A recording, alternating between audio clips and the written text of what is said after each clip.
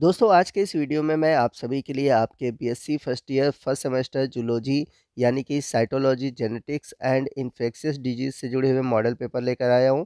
और ये जो मॉडल पेपर है ये आपके न्यू एजुकेशन पॉलिसी यानी कि एनईपी के अकॉर्डिंग बनाया गया है, जिसमें कि आपको कुल 5 यूनिट देखने को मिलेंगे। फर्स्ट यूनिट में आपको ऑब्जेक्टिव और फिल द ब्लैंक मिलेगा जो कि कंपलसरी होगा। बाकी इसके बाद जितने भी यूनिट हैं उन सभी यूनिट में आपको 2 क्वेश्चन दिए जाएंगे और उन 2 क्वेश्चन से आपको केवल एक क्वेश्चन करना होगा, यानी कि आपको 5 यूनिट से मिलाकर कुल 5 क्वेश्चन करने हैं और आपको क्वेश्चन दिए जाएंगे टोटल 9। यहाँ पर मैं आपको क्लियर कर दूं क्योंकि आप में से बहुत सारे स्टूडेंट ने पूछा हुआ है कि सर इस बार केवल एग्ज़ाम ऑब्जेक्टिव क्वेश्चन होगा या फिर सब्जेक्टिव होगा।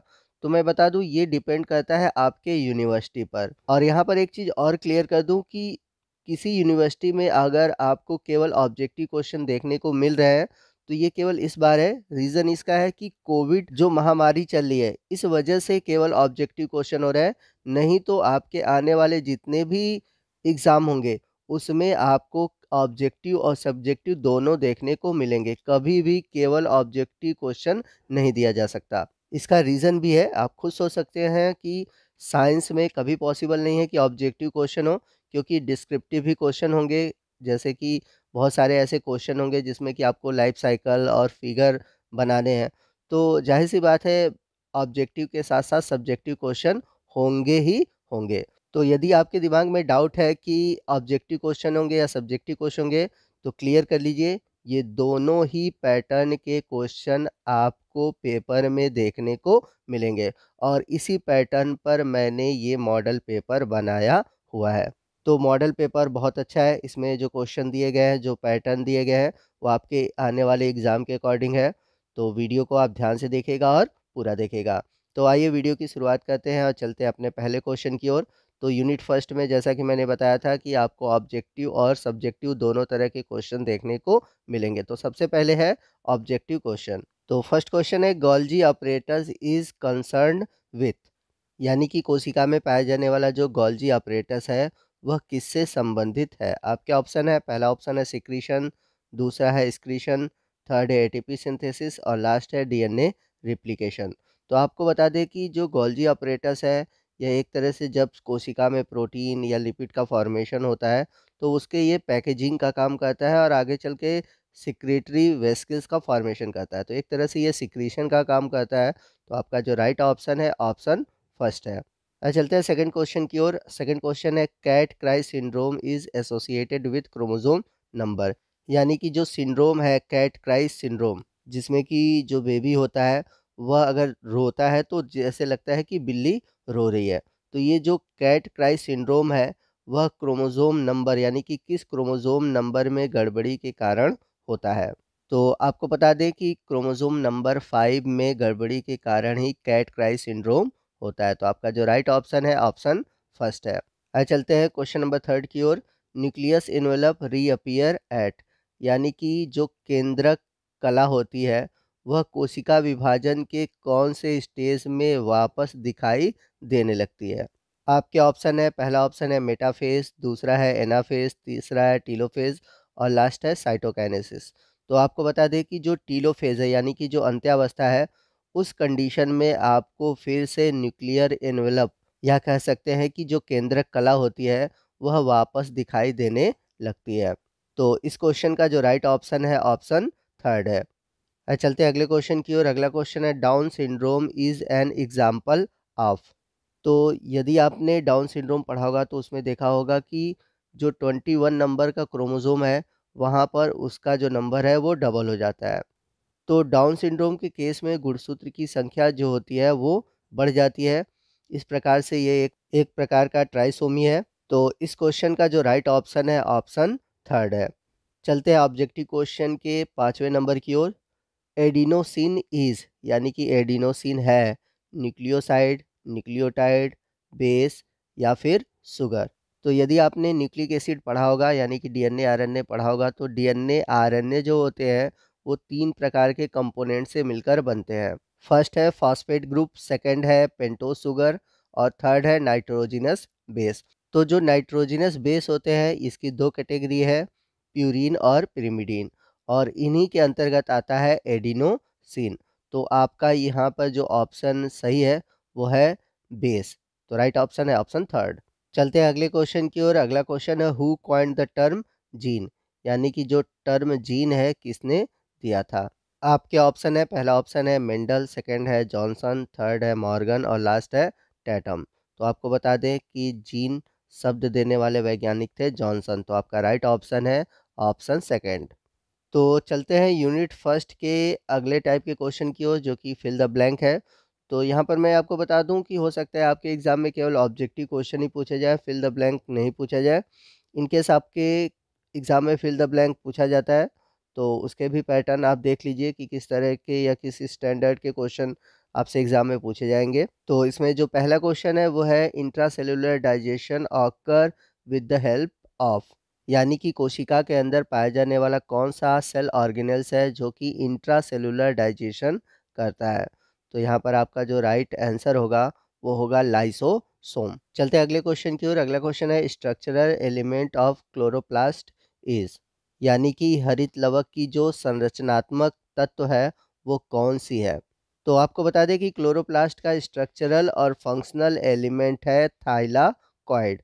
तो यहाँ पर आप फिल द ब्लैंक्स में लिखेंगे थाइलाकॉइड। अगला क्वेश्चन है both arm of chromosome are same size in, यानी कि किस प्रकार के क्रोमोसोम में जो दोनों आर्म होते हैं एक ही साइज के होते हैं। तो आपको बता दें कि जो मेटासेंट्रिक क्रोमोसोम होते हैं उनमें जो सेंट्रोमियर होता है वो बीच में पाया जाता है, जिसकी वजह से जो इसके दोनों आर्म है वो आपको सेम साइज के दिखाई देंगे। तो यहाँ पर हमारा आंसर होगा मेटासेंट्रिक। अगला क्वेश्चन है chromosome segment get inverted in, यानी कि किसमें जो गुणसूत्र होते हैं वो इन्वर्टेड हो जाते हैं, यानी कि उल्टा हो जाते हैं। तो यदि आपने क्रोमोसोमल एबनॉर्मलिटी पढ़ा होगा तो उसमें एक आता है स्ट्रक्चरल और एक आता है नंबर। तो जो स्ट्रक्चरल चेंजेस है उसमें अगर आपने पढ़ा होगा तो जो क्रोमोसोम सेगमेंट होते हैं वो अगर इन्वर्टेड हो जाते हैं तो वह कंडीशन कहलाती है इन्वर्जन।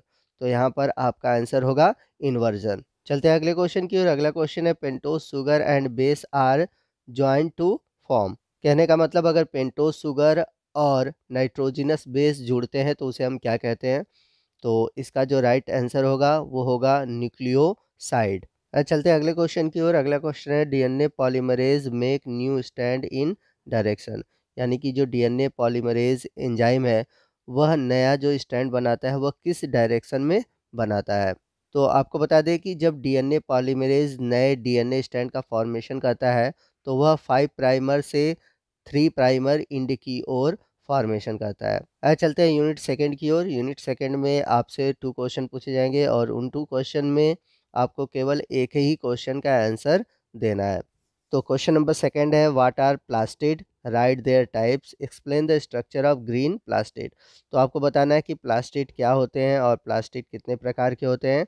और यहाँ पर ग्रीन प्लास्टिड यानी कि आपको क्लोरोप्लास्ट के बारे में बताना है। क्वेश्चन नंबर थर्ड है राइट नोट ऑन। तो यहाँ पर आपको शॉर्ट नोट लिखना है। पहला है structure and composition of cell wall, यानी कि यहाँ पर आपको प्लांट सेल के सेल वॉल के स्ट्रक्चरल कंपोजिशन के बारे में बताना है। और इसके बाद है सेकंड है राइबोसोम्स, या राइबोसोम्स क्या होते हैं, राइबोसोम्स के टाइप्स क्या होते हैं, राइबोसोम के फंक्शन क्या है, ये सभी चीज़ें आपको इसमें लिखनी है। चलते हैं यूनिट थर्ड की ओर। तो यूनिट थर्ड में आप देख सकते हैं कि यहाँ पर 2 क्वेश्चन है, क्वेश्चन नंबर 4 और क्वेश्चन नंबर 5। तो क्वेश्चन नंबर 4 है what is polyploidy, write the its type and their formation, discuss its role in plant breeding. तो पॉलीपोलाइडी क्या होता है, अगर आपने क्रोमोसोमल एबेबरेशन पढ़ा होगा या कह सकते हैं कि क्रोमोसोमल नंबर में चेंजेस पढ़ा होगा तो वहाँ पर पॉलीपोलाइडी के टाइप्स के बारे में आपने पढ़ा होगा, ये कैसे बनते हैं और इनका प्लांट ब्रीडिंग में क्या रोल है, इन सभी के बारे में पढ़ा होगा। तो आपको वही आंसर यहाँ पर मेंशन करना है। इसके बाद है question number 5 right notes on.